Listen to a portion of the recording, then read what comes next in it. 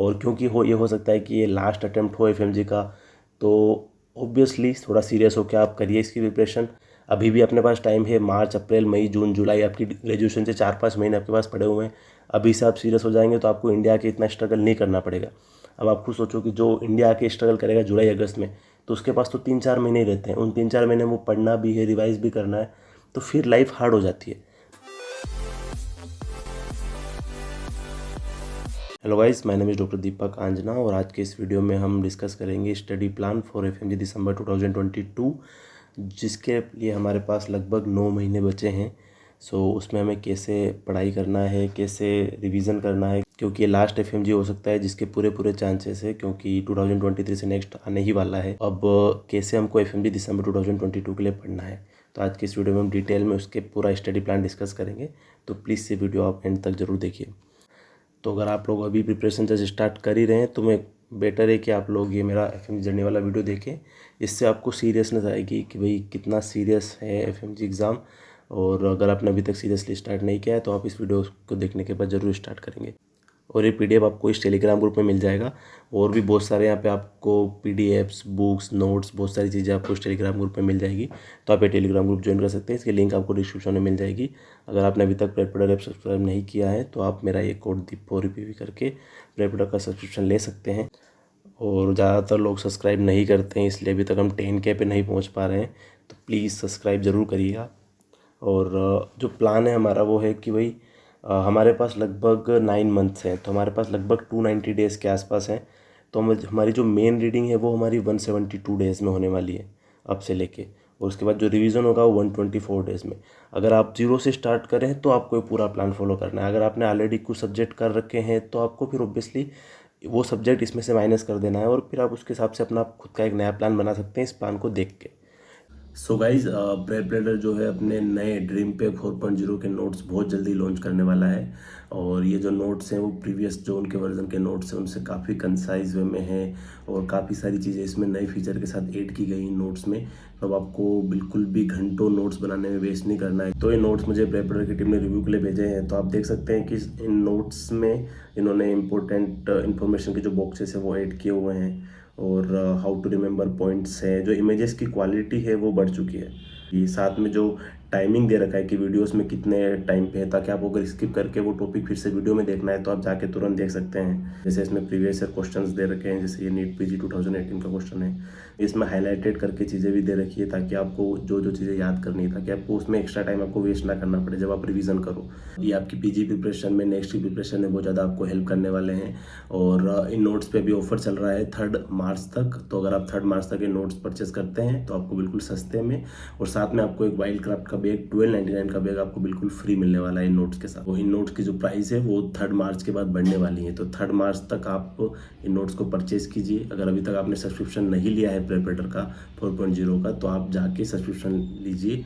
उसकी जो लिंक है वो आपको डिस्क्रिप्शन में मिल जाएगी। तो इस प्लान को मैंने ज़्यादातर इस समय बनाया है कि आपका जो दिसंबर का एफएमजी एग्ज़ाम है हम वो इजीली निकाल पाएँ। तो ज़्यादातर सब्जेक्ट तो प्रेपरेटर से ही है, बल्कि एनाटोमी और बायोकेम जो है वो डॉक्टर आजम सर से करना बेटर ऑप्शन है। तो एनाटोमी 10 दिन में हो जाएगी, बायोकेम 7 डेज़ में। और फिजियो डॉक्टर आशीष सर से, जो उनके यूट्यूब पे पूरी फ्री है, ये भी आपको मिल जाएगी। और पेथो 13 डेज़ प्रेप की मेन से, फार्मा 13 डेज़ प्रेप मेन से, सर्जरी 15 डेज़ फिनिश सर से। प्रेप की जो सर्जरी है वो बहुत ज़्यादा ओवर लेंथ हो जाती है। अगर आपने ऑलरेडी कुछ कर रखे हैं तो फिर ऑब्वियसली अब आपको चेंज नहीं करना है सोर्स कुछ भी। बट अगर आप अब स्टार्ट कर रहे हैं तो बेटर है कि आप विनीत सर से करिए। पीएसएम 13 डेज़ प्रेप के मेन से ही आपको करना है। और ऑप्सकैनी 15 days prep main. ENT 10 days doctor Raju Dhawan sir. अगर आप राजू धवन सर से करते हैं तो ज़्यादा बेटर है करना उनके वीडियो से। और ऑप्था 10 डेज़ जो है आपको प्रेप के मेन से ही करना है। मेडिसिन जो है वो 15 डेज़ में डॉक्टर आशीष सर से ही करना है। अगर आपके पास टाइम हो एक्स्ट्रा और आपको लगता है कि आप मारवा सर से कर सकते हैं तो आप उससे भी कर सकते हैं। बट अगर आपको लगता है कि आपने अभी तक ज़्यादा सब्जेक्ट नहीं किए हैं और आपके पास इतना टाइम नहीं है, तो बेटर है कि आप वहाँ से करने के बजाय यहाँ से करो। मारवा सर से आप तभी करना जब आपने ऑलरेडी बहुत सारे सब्जेक्ट कर लिए हों या आपका थोड़ा बहुत ही सिलेबस बाकी हो। अगर नहीं तो फिर आप आशीष सर से ही करो, वो ज़्यादा बेटर है, क्योंकि वो एटलीस्ट वो याद रहेगी। तो वो आप कर सकते हो, क्योंकि मेन देखो एग्ज़ाम में पढ़ना इंपॉर्टेंट नहीं है, आपको याद होना ज़्यादा इंपॉर्टेंट है। पीडिया 13 डेज़ प्रेप के मेन से ही करिएगा और रेडियो 10 डेज़ प्रेप के मेन से। और micro 5 days prep rapid revision, forensic 5 days prep rapid revision. Micro forensic बहुत ज़्यादा आपने को मेन से करने की ज़रूरत नहीं है, रैपिड रिवीजन में भी बहुत ज़्यादा कंटेंट है, तो हमारे लिए वो उतना कंटेंट काफ़ी है, तो आपको मेन से करने की इतनी ज़रूरत नहीं है। आप ऑलरेडी कर चुके हैं तो फिर ठीक है, वो आप उसके हिसाब से आप कंटिन्यू कर सकते हैं। बट अगर आप अभी कर रहे हैं तो फिर बेटर है कि आप उनको रैपिड रिवीजन पे शिफ्ट करें। डर्मासाइकी एनेस्थीसिया और ये तो बिल्कुल आपको प्रेप के रैपिड पे ही जाना है, 2-2 दिन में, ज़्यादा अपने को टाइम वेस्ट नहीं करना है। ऐसे करके आपकी सारी चीज़ें 172 डेज़ में कंप्लीट हो जाएगी। एक बार जब आप 7-8 सब्जेक्ट कंप्लीट कर ले, मतलब लगभग 70-80 दिन जब आपके हो जाएं, अब जब आप स्टार्ट करें तो बीच में आप एक रिवीजन ले लें क्विक 10-15 दिन का, जिसमें आपने जो भी 6-7 सब्जेक्ट किए उनको आप एक बार थोड़ा क्विक में एक बार रिवाइज़ कर दें, ताकि ऐसा ना हो कि आप अगर उनको 180 डेज़ के बाद 170 डेज़ के बाद अगर आप देखोगे सारे सब्जेक्ट तो बहुत सारी चीज़ें आप भूल भी जाओगे, और ऑब्वियसली भूलना तो होगा ही सही, उसमें कोई वो नहीं। बट पूरा गायब होने से अच्छा है कि एक बार 70-80 डेज़ के बाद 10-15 दिन में आप एक बार उसको कर लो रिवाइज़, तो वो ज़्यादा बेटर रहेगा आपके लिए। और बाकी उसके अलावा फिर जो रिवीजन प्लान है वो ऑब्वियसली इसी हिसाब से रिवीजन प्लान 124 डेज़ का है। फर्स्ट रिवीजन जो है आपका, मैंने 3 रिवीजन दिए हैं, अगर आप इससे ज़्यादा कर सकते हैं तो ऑब्वियसली आपकी मर्जी है। First revision 59 days, 36 then 24 days. तो फर्स्ट रीडिंग के बाद जो फर्स्ट रिवीजन है उसको ऑब्वियसली बहुत जल्दी नहीं करना है। अगर आप थोड़ा वो जल्दी कर सकते हो, मैंने 60 डेज़ दिए हैं, अगर आप 50 डेज़ में कर सकते हो ठीक है, बट उससे कम में नहीं करना है अपने को, क्योंकि फर्स्ट रीडिंग क्या है ना, वो जितनी अच्छी होगी और उसके बाद जो फर्स्ट रिवीजन जितना अच्छा होगा बाकी के रिवीजन उतना क्विक होंगे। तो उसके हिसाब से आप प्लान कर सकते हैं। जैसे इसमें अगर मैंने डेज डिस्ट्रीब्यूशन अगर आप देखें तो वही जो है मेनली 3 डेज़ जो मेन सब्जेक्ट को दिए हैं। बाकी पेथो फार्मा क्योंकि बड़ी है प्रेप में, इसलिए मैंने 4 दिन दिए हैं। सर्जरी PSM और OBG 5 days, 5 days each. ENT ओप्था 3, medicine 5, पीडिया 3, radio 3, micro 3, forensic 3। अगर आप जल्दी कर सकते हैं तो ऑब्वियसली आप करिए थोड़ा बहुत, पर बहुत ज़्यादा जल्दी करने की ज़रूरत नहीं। बाकी 1 डेज़ में हो जाएगा चीज़ें। उसी तरह अगर अपन सेकेंड रिवीजन की बात करें तो वो हो जाएगा 36 डेज़ में। तो इसमें ज़्यादातर सब्जेक्ट जो है वो आपको 2-2 डेज़ में करने हैं, और सर्जरी और PSM यानी 3 डेज़ में, और ENT होता है 2 डेज़। बाकी मेडिसिन 3 और बाकी सब 2, और बाकी ये आपको हाफ डेज़ में ही करने हैं। डर्मा, साइकेट्री, एनेस्थीसिया और सेम जो थर्ड रिवीजन है वो 24 डेज़ का हो जाएगा। तो ज़्यादातर सब्जेक्ट आपको 1.5 दिन, 1 दिन, जैसे ये दोनों मिला के 3 दिन, ये 3 दिन, ये 1.5 दिन, तो ऐसे करके आपको करना है सर्जरी PSM यानी 2-2 दिन में। तो जब आप स्पीड बढ़ेगी तो आप फिर ऑटोमेटिकली चीज़ें आपकी कंप्लीट होती जाएगी। तो उस हिसाब से आपको ये रिवीजन प्लान करना है। डर्मा, साइकेट्री एक ही दिन में हो जाएगा चारों। तो ये जो प्लान है इसके बाद आपका 4 डेज़ बचेंगे एग्ज़ाम से पहले वाले दिन। तो जब एग्ज़ाम से पहले के जो 4 दिन होते हैं उनमें आपको एक बार सारे सब्जेक्ट रिवाइज करने हैं। तो 4 दिन है उनको 4 में डिवाइड कर दो, 1, 2, 3, 4। जैसे कि हमारा जब एग्ज़ाम है दिसंबर वाला उससे 4 दिन पहले जस्ट, तो एक दिन आपने क्या किया, आधे दिन PSM पढ़ा, आधे दिन सर्जरी पढ़ा। एक दिन आपने आधे दिन ओप्स गायनी पढ़ा, आधे दिन ENT ओप्था पढ़ा।